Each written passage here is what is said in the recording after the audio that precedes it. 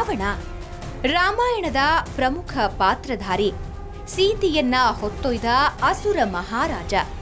ರಾವಣ ಅಂದ್ರೆ ಸಾಕು ಬಹಳಷ್ಟು ಜನ ಮುಖ ತಿರುಗಿಸ್ತಾರೆ.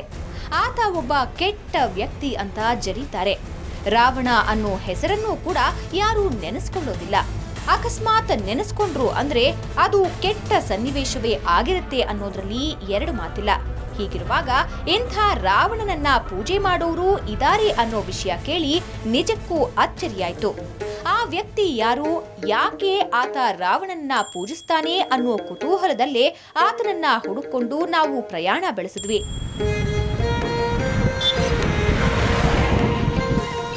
ರಾವಣನ ಪರಮ ಭಕ್ತನನ್ನ ಹುಡುಕಿಕೊಂಡು ನಾವು ಬಂದಿದ್ದು ಬಿಜಾಪುರ ಜಿಲ್ಲೆಯ ಬಸವನ ಬಾಗೇವಾಡಿ ತಾಲೂಕಿನ ಮುಳವಾಡ ಗ್ರಾಮಕ್ಕೆ.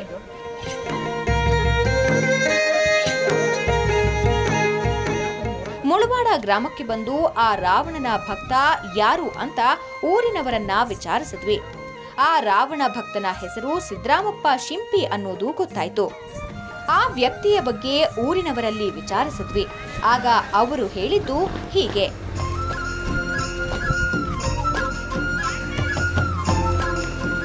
ನಮಗೆ ಮೊದಲಿಗೆ ಇವ್ರನ್ನ ನೋಡಿದ ಮ್ಯಾಗ ಏನಾಗೈತೆ ಅಂತಂದ್ರೆ ಸ್ವಲ್ಪ ಏನೋ ಇವರು ಮೆಂಟ್ಲಿ ಇದನ್ನದಾರಣಂತ ತಿಳ್ಕೊಂಡಿದ್ದೇವೆ ನಾವು. ಯಾಕಂದ್ರೆ ರಾವಣನ ಹೆಸರು ಯಾರೂ ಇಟ್ಟಿದ್ದು ನಾವು ಕೇಳಿಲ್ಲ. ಇತಿಹಾಸದೊಳಗೆ ನಮಗೆ ಗೊತ್ತಿದ್ದ ಪ್ರಕಾರ ಅಂತೇಳಿದ್ರೆ ಇದು ಫಸ್ಟ್.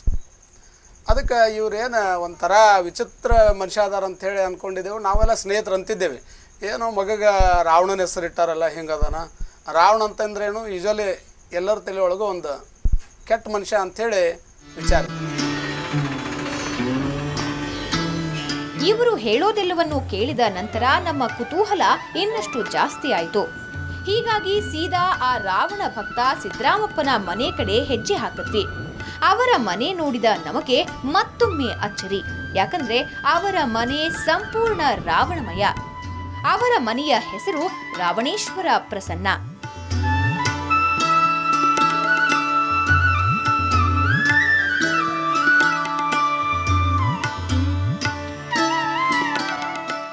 ಇಷ್ಟೆಲ್ಲ ನೋಡಿದ ಮೇಲೆ ಆ ರಾವಣನ ಭಕ್ತ ಹೇಗಿರಬೇಕು ಅನ್ನೋ ಕುತೂಹಲ ಇನ್ನಷ್ಟು ಹೆಚ್ಚಾಯ್ತು.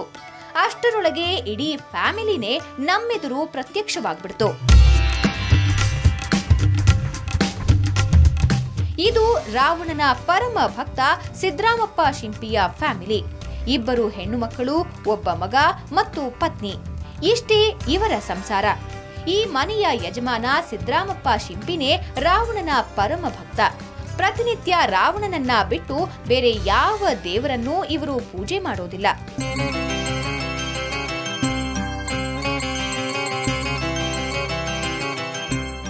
ಸಿದ್ರಾಮಪ್ಪನ ವಯಸ್ಸು 50. ಸುಮಾರು 35 ವರ್ಷದಿಂದ ಇವರು ರಾವಣನನ್ನ ಆರಾಧಿಸ್ತಾ ಬಂದಿದ್ದಾರೆ. ಇದು ಎಲ್ಲರಿಗೂ ಅಚ್ಚರಿ ಉಂಟು ಮಾಡಿದೆ. ಮನೆಯಲ್ಲಿ ರಾವಣನ ಪೂಜೆ, ಮನೆಯ ಹೆಸರು ರಾವಣೇಶ್ವರ ಪ್ರಸನ್ನ. ಅಷ್ಟೇ ಅಲ್ಲ, ಇವರದ್ದೊಂದು ಸ್ಟುಡಿಯೋ ಇದೆ. ಅದಕ್ಕೂ ರಾವಣ ಸ್ಟುಡಿಯೋ ಅಂತ ಹೆಸರಿಟ್ಟಿದ್ದಾರೆ.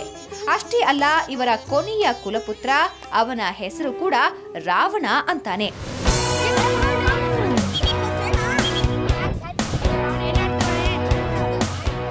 ಇಲ್ಲಿ ಕಾಣ್ತಾ ಇದ್ದಾನಲ್ಲ, ಈ ಚೂಟಿ ಹುಡುಗನೇ ರಾವಣ ಭಕ್ತ ಸಿದ್ರಾಮಪ್ಪನ ಒಬ್ಬನೇ ಮಗ. ಈತನ ಹೆಸರು ರಾವಣ.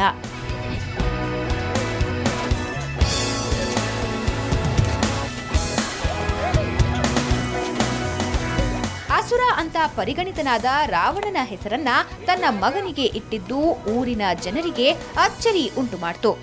ಅಷ್ಟೇ ಯಾಕೆ, ಸ್ವತಃ ಸಿದ್ರಾಮಪ್ಪನ ಹೆಂಡತಿಗೆ ಇದು ಇಷ್ಟ ಇರಲಿಲ್ಲ.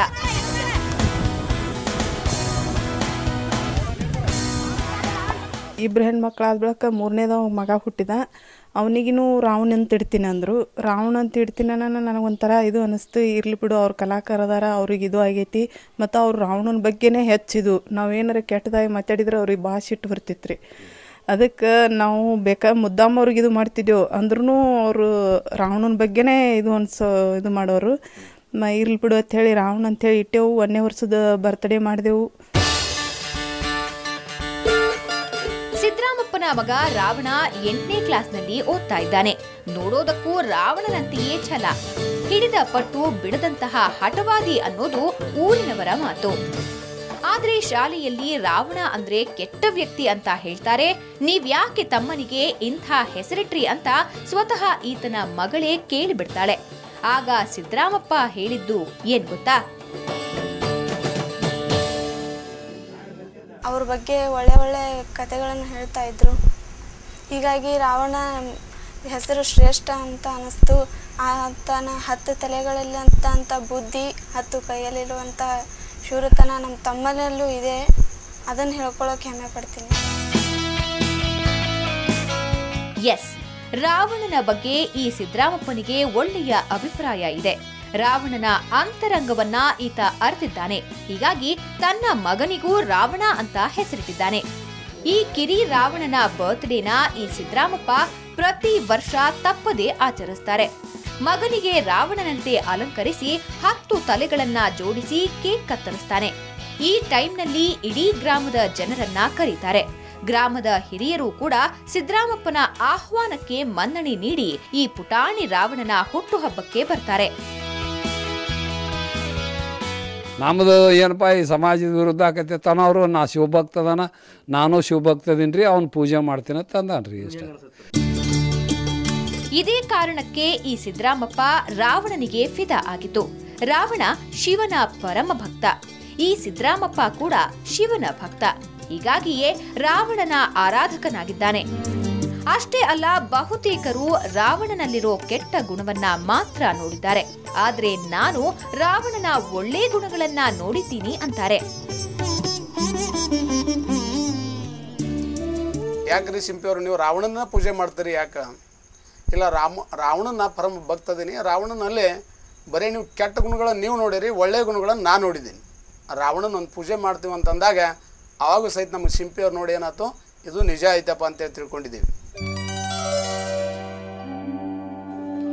ಈ ಸಿದ್ದರಾಮಪ್ಪ ಯಾಕೆ ಇಷ್ಟೊಂದು ಪರವಶನಾಗಿದ್ದಾನೆ?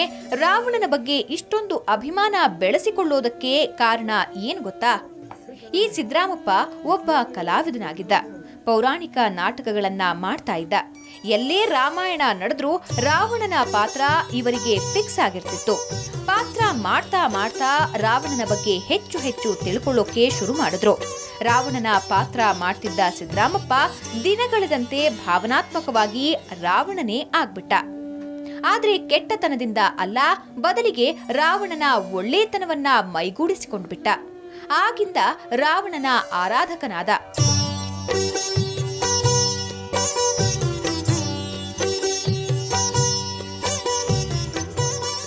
ರಾವಣನ ಪಾತ್ರನೂ ಮಾಡದನ್ರಿ. ಐರಾವಣ ಮೈರಾವಣದಾಗ ರಾವಣನ ಪಾತ್ರ ಮಾಡದನ್ರಿ. ಮುಂದೆ ಇಂದ್ರಜಿತ್ ಕಾಲದಾಗ ಇಂದ್ರಜಿತ್ನ ಪಾತ್ರ ಮಾಡದನ್ರಿ. ಮುಂದೆ ದುಶ್ಯಾಸನ ಪಾತ್ರ ಮಾಡದನ್ರಿ ಇದ್ರೊಳಗೆ. ಅವಾಗ ನನಗೆ ಎಲ್ಲಕ್ಕಿಂತ ಶ್ರೇಷ್ಠ ರಾವಣ ಅಂತ ಹೇಳಿಕೆ ಅನಿಸುತ್ತೆ. ನನಗೆ ರಾವಣ ಶ್ರೇಷ್ಠ ಅನಿಸೋದ ಬಳಿಕ ರಾವಣನ ನನಗೆ ಮಗ ಹುಟ್ಟಿದ ರಾವಣ ಹೆಸರು ಇಡ್ಬೇಕಂತ ಹೇಳಿ ನನಗೊಂದು ಅಪೇಕ್ಷೆ ಹುಟ್ಟುತ್ತಿರೋದು. ಅವಾಗ ಮಗನ ಎರಡು ಹೆಣ್ಮಕ್ಳಾದ್ರು. ನನಗೆ 2 ಹೆಣ್ಮಕ್ಳಾದ್ರು. ಮಗದಲ್ಲಿ ಮಗ ಹುಟ್ಟತಾನು ನೋಡ್ಬೇಕಂತ 2 ಹೆಣ್ಮಕ್ಳಾದ್ರು. ಮುಂದೆ 3ನೇದ ಮಗ ಹುಟ್ಟದನ್ರಿ, ರಾವಣ ಅಂತ ಹೆಸರು ಇಟ್ಬಿಟ್ಟಿನಿ. ಮನಸ್ಸು ಪೂರ್ತಿ ರಾವಣಮಯವಾಯಿತು. ದಿನಗಳದಂತೆ ಮನೆಯು ರಾವಣಮಯವಾಯಿತು. ಹೆಂಡತಿ ಮಕ್ಕಳು ರಾವಣನ ಭಕ್ತರಾದ್ರು. 3ನೇ ಮಗನಿಗೂ ರಾವಣ ಅಂತ ಹೆಸರಿಟ್ರು. ಈಗ ರಾವಣನ ಹೆಸರಲ್ಲಿ ಒಂದು ದೇವಸ್ಥಾನವನ್ನ ಕಟ್ಟಿಸೋದಕ್ಕೆ ರೆಡಿಯಾಗಿದ್ದಾರೆ. ನಮ್ಮ ಮನೆ ದೇವ್ರು ಬಸವಣ್ಣನಕ್ಕಿಂತ ಹೆಚ್ಚು ರಾವಣಂದೇ ಇದು ಅವರಿಗೆ. ಮತ್ತು ಈಗ ಗುಡಿ ದೇವಸ್ಥಾನ ಕಟ್ಟಿಸ್ತೀನಿ ಅಂತಾರ. ಆದ್ರೆ ಅಲ್ಲಿ ಊರಾಗ ಮಾಡೋಣಂತಾರ ರೀ. ರಾವಣಂದ್ರೆ ಬಸವಣ್ಣನ ಗುಡಿ ಮಗ್ಲೇ ರಾವಣಂದು ಮಾಡೋಣಂತಾರ.